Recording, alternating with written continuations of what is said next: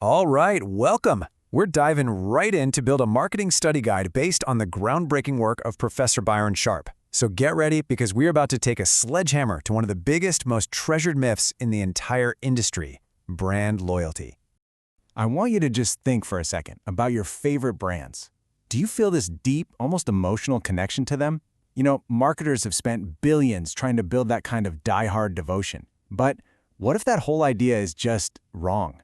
What if the passionate, loyal customer is mostly a fantasy? Well, the evidence shows something way simpler, but honestly, it's so much more powerful for marketers to understand. For the huge majority of products we buy every day, our choices aren't driven by some deep-seated loyalty. Nope, it's driven by something much more basic, simple, habitual repeat buying. Okay, so let's start by putting the myths side by side with the evidence. We're going to unpack what the actual data tells us about how people really shop. And I'm telling you, this might just flip how you see marketing completely on its head. You know the traditional story, right? It goes something like this. The whole goal of marketing is to create this tribe of loyal fans who absolutely love your brand, who will defend it online, and who would never even think of buying from a competitor. It's always painted as this really emotional, almost romantic kind of relationship. But when you actually look at the purchasing data, a totally different picture pops up. It turns out loyalty isn't about passion at all. It's about making our lives easier. We buy the same brands over and over again because it's a convenient habit that saves us from having to think. It's really less of a love affair and more of a comfortable, easy routine. So, to really get a grip on this reality of repeat buying, we need to add a couple of key definitions to our study guide. These terms are crucial because they describe what's really going on when a customer picks up your product again and again and again. First up is this idea of natural loyalty. Now, this isn't about devotion. It's basically a life hack. We're all what you might call cognitive misers. We just don't have the mental bandwidth to carefully weigh the pros and cons of every single brand of coffee every time we're at the store. So what do? We create these mental shortcuts by sticking to a handful of brands we know are fine. It just makes shopping easier.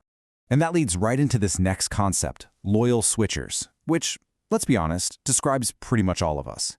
We aren't really loyal to one single brand. We're loyal to a small portfolio of brands that we find acceptable.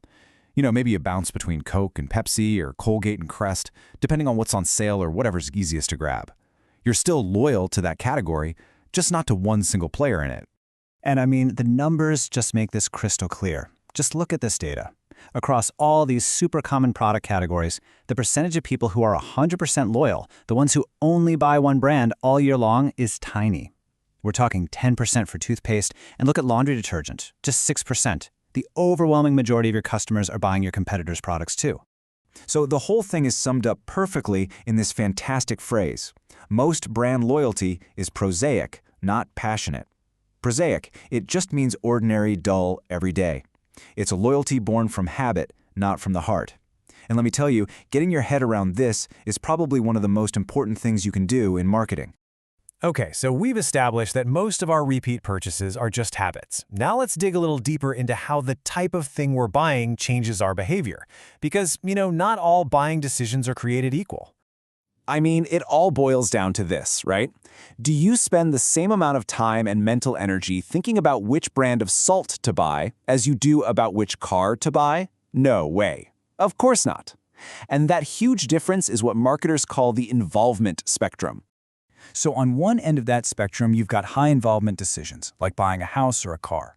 The risk, socially, financially, is high. So you do your homework, you research online, you read reviews, you really think it through. But most of our purchases are on the complete opposite end. They're low involvement. The risk is basically zero. If you buy the quote-unquote wrong coffee, what happens? You're out a few bucks. For these decisions, we just run on autopilot, using those mental shortcuts and habits we've been talking about. Okay, let's pull this all together. Here are the essential evidence-based takeaways on consumer behavior that every single marketer absolutely needs to have in their study guide. So here's what it all comes down to. First, forget chasing passionate loyalty. It's a myth. Focus on building habits. Second, accept that your customers are loyal switchers. They also buy from your competitors, and that's okay.